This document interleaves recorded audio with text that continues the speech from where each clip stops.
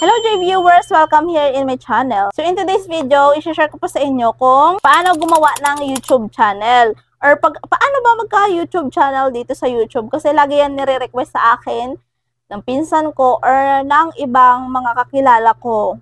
Ayan. So ngayon, i-share ko po sa inyo.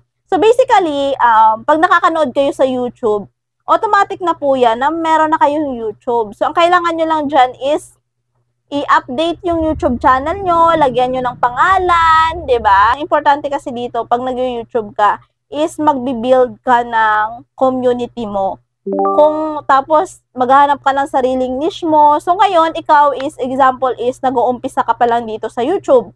So, wala ka pang kakilala, or I mean, wala pang nagfa-follow sa'yo. Ang gawin mo is, mag-post ka lang muna dyan ang mag-post. Ang pinakaunang gagawin mo dyan, pag meron ka ng YouTube, kung gusto mo talagang mag-umpisa sa YouTube, is mag-post ka ng video. Kasi, kahit hanggang ngayon, effective pa rin naman yung hahanapin mo yung niche mo.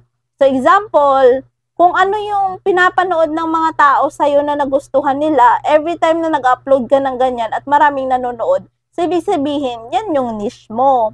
'Di ba? Parang ako, yung niche ko is about OFW.